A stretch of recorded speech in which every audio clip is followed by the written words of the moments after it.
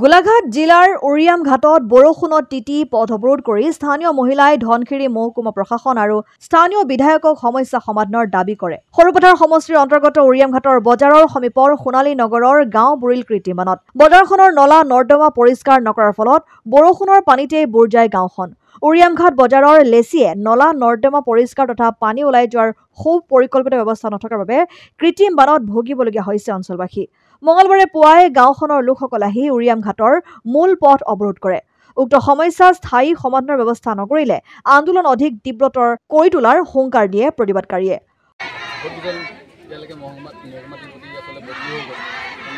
অস্থায়ী সমস্যা সমাধান হৈ যায়, কিন্তু আমি স্থায়ী সমস্যা সমাধানটো বিচাৰিছোঁ। সোণালী লগৰ গোটেই আজি এজাক বৰষুণতে গোটেই ঘৰ বাৰী খেতি পথাৰ নষ্ট হৈছে। গতিকে আমি যোৱাকালি আমি এছডিঅ'ৰ লগতে চক্ৰ বিষয়াক আমি লিখিত দিছিলোঁ, কিন্তু আজি বৰষুণতে গোটেই কৃত্ৰিম বানপানী আমি ভুগিবলগীয়া হৈছে।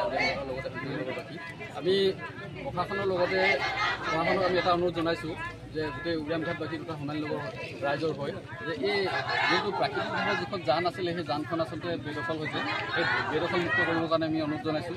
আৰু লগতে বজাৰৰ যিবিলাক ব্যৱসায়ী আছে বা সাপ্তাহিক বজাৰেই হওক বা ডেইলি বজাৰেই হওক, সেই ব্যৱসায়ীসকলে যিবিলাক জাবৰ জোঁথৰ ইয়াত পেলায়, যোনটো জানখন বাম কৰি পেলালে বন্ধ হ'ব।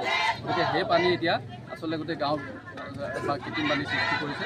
গতিকে আমি প্ৰশাসনক অনুৰোধ জনাইছোঁ সকলো সমস্যা সমাধান কৰিব লাগে। যদি সমস্যা সমাধান নকৰে, কিন্তু অনাগত দিনত এটা চাইডত আপোনাৰ ৰেভিনিউ এৰিয়া এটা আছে, আনটো চাইডে আছে বনাঞ্চল। অভিযোগ মতে ৰেভিনিউ এৰিয়া যিটো মাটি আছিল সেই নলাটো ব্যৱসায়ীসকলে পুতি শেষ কৰি দিয়া অভিযোগ উঠিছে। কি ক'ব? হয়, নিশ্চয়কৈ আমি কৈছোঁ যে যোনখন প্ৰাকৃতিকভাৱে জান আছিলে, জানটো আমি সৰুতে দেখিছিলোঁ প্ৰায় 30 ফুট ওচৰা ওচৰি এখন প্ৰাকৃতিকভাৱে এখন জান আছিলে। সেই প্ৰাকৃতিকভাৱে এই জানখন থকা সেই জানখন বেদখল কৰা হ'ল, ব্যৱসায়ীসকলে বেদখল কৰিলে। তো সেই সময়ত সেই প্ৰশাসনে নেদেখিলে নেকি আমি নাজানো, কিন্তু এবাৰ আমি জনাইছিলোঁ, কিন্তু অলপ দিন বন্ধ হৈছিলে। কিন্তু আকৌ পৰৱৰ্তী পৰ্যায়ত আকৌ ঘৰ বনাই এতিয়া জানখন বেদখল কৰিলে। আৰু এই বেদখল মুক্ত কৰিবৰ কাৰণে আমি মহকুমা প্ৰশাসনক অনুৰোধ জনাইছোঁ।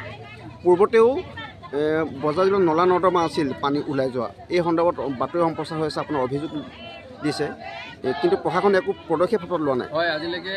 আৰু ইয়াতো আমাৰ আৰু এটা কথা, আমাৰ উৰিয়াম ঘাট মাৰ্কেটখনত এখন ব্যৱসায় সন্থা আছে।